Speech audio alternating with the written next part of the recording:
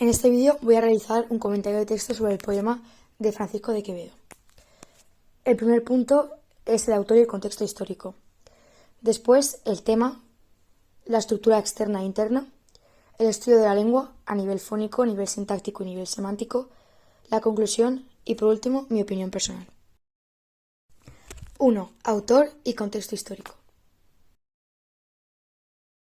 Francisco de Quevedo nació el 14 de septiembre del año 1580 en la ciudad de Madrid. Francisco estudió con los jesuitas en el Colegio Imperial. Con posterioridad acudió a las universidades de Alcalá de Henares y Valladolid, en donde estudió artes y teología. Su madre falleció en el año 1600, pasando él y sus 5 hermanos a ser tutelados por Andrés de Ozaeta y posteriormente por Agustín de Villanueva, que era secretario del rey. Visita Italia en 1613, al ser requerido por el duque de Osuna, entonces virrey de Nápoles, el cual le encarga importantes y arriesgadas misiones diplomáticas con el fin de defender el virreinato que empezaba a tambalearse. En 1620 el duque de Osuna fue derrotado, por lo que Quevedo fue desterrado en la Torre en 1620, encarcelado en Nuclés en 1621 y por último desterrado de nuevo en la Torre. En 1634 contrajo matrimonio con Esperanza de Mendoza, aunque la abandonó al poco tiempo. De nuevo se siente tentado por la política, pues ve el desmoronamiento que se está cerniendo sobre España y desconfía del conde duque de Olivares, valido del rey, contra quien escribió algunas diatribas amargas. Debido a un asunto sobre una conspiración con Francia, es en 1639 detenido y encarcelado en San Marcos de León, donde las duras condiciones mermaron su salud. Francisco de Quevedo es puesto en libertad en 1643 y se retira a la Torre para después instalarse en Villanueva de los Infantes, donde el 8 de septiembre de 1645 fallece. La lírica barroca supone de algún modo una continuidad y a la vez una reacción contra la poesía del Renacimiento.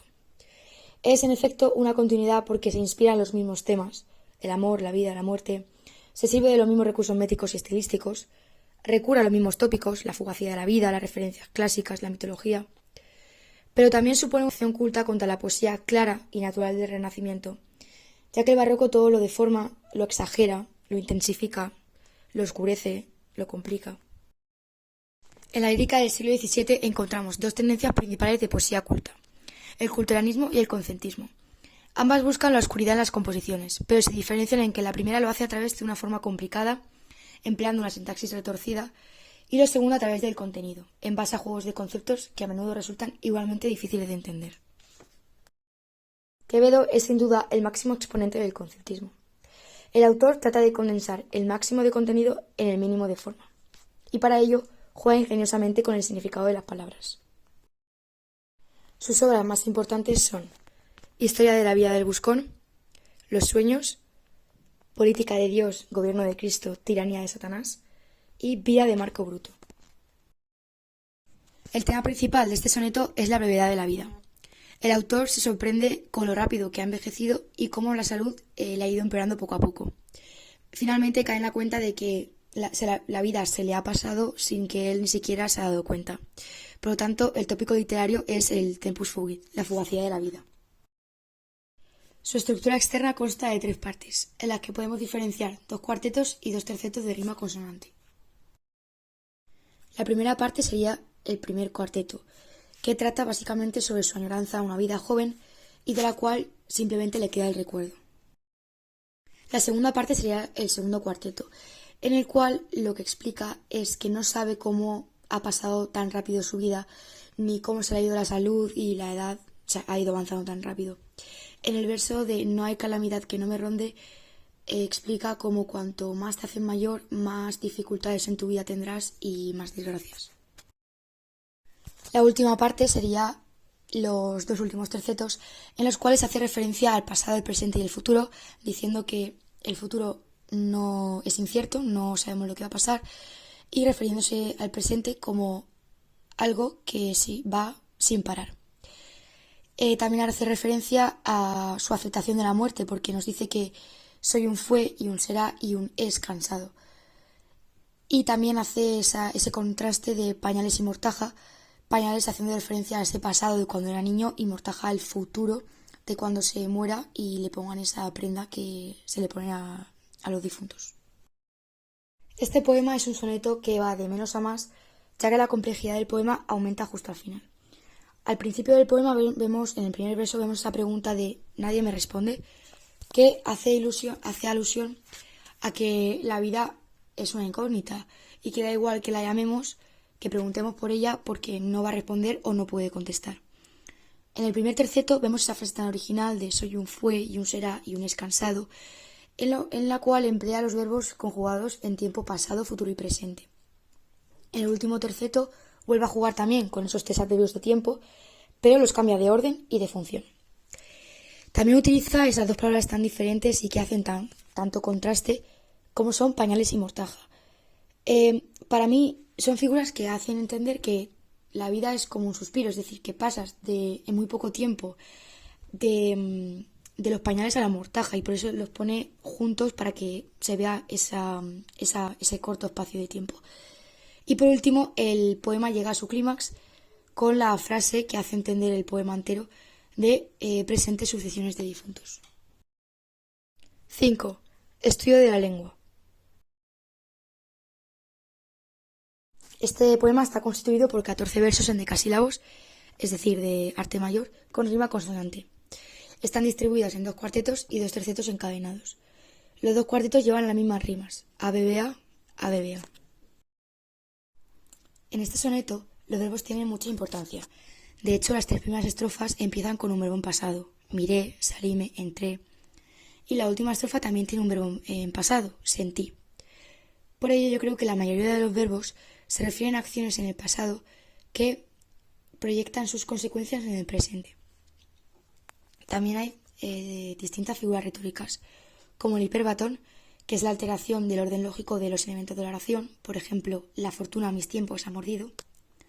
Luego también está el asíndetón, que es la eliminación de los elementos de enlace entre las palabras de una frase o entre diferentes frases, como por ejemplo, ayer se fue, mañana no ha llegado, hoy se está yendo sin parar un punto.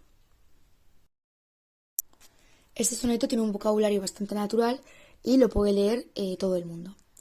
Hay diversos recursos literarios, como por ejemplo la personificación, que es la atribución de cualidades humanas a objetos. Por ejemplo, la salud y la edad se hayan oído. Es decir, el poeta le atribuye a la salud y a la edad la capacidad de parecer voluntariamente. También se encuentra la antítesis, que es mediante 2 estructuras paralelas se contraponen 2 conceptos. Por ejemplo, falta la vida, asiste lo vivido. Aquí se refiere a lo que falta como lo que ya no está en la vida y lo que asiste a lo que aún queda de ella. Y por último, la metáfora, que la realiza en forma de antítesis, con la palabra de pañales para referirse a la juventud y con la palabra mortaja para referirse a la vejez. Este soneto tiene el tema principal como el paso del tiempo y la fugacidad de la vida. Es un tema que, aunque se haya escrito de él, este poema se escribió hace tiempo, sigue siendo un tema que actualmente nos preocupa a mucha gente y es un tema de bastante importancia. Este soneto está lleno de una atmósfera negativa y triste sobre ese paso del tiempo. Él mismo, de hecho, dice que cuanto más te haces mayor y más creces, mayores desgracias hay en la vida y mayores cosas negativas. Pero finalmente, al final del poema también él explica que lo acepta, que es algo que tiene que pasar, que nacemos y morimos. Y finalmente lo entiende la vida como un camino que tenemos que recorrer, aunque el final sea un poco más difícil.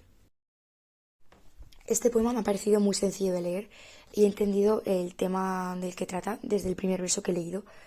Y eso no me pasa porque en muchos poemas que leo no entiendo muy bien de qué va o es muy difícil para mí, pero este me ha parecido bastante fácil. Trata el tema de la fugacidad de la vida y, como he dicho antes, es un tema que actualmente es de mucha importancia y yo misma, de hecho, bueno, pues me he preocupado, ¿no? Porque la vida pasa muy rápido y Quevedo aquí lo expresa muy bien, expresa que cuando somos mayores, pues a lo mejor nos podemos arrepentir de algunas cosas que no hemos hecho en la vida y cuando somos mayores solo nos queda el recuerdo de lo que hemos vivido y que básicamente este poema nos dice que vivamos, ¿no? Que hagamos lo que queramos, obviamente con cabeza, pero que que hagamos lo que queramos porque luego vamos a ser mayores y nos vamos a arrepentir de no haber hecho las cosas que hubiéramos querido hacer. Entonces me ha gustado mucho porque lo ha expresado muy bien, lo he entendido y ha sido muy interesante.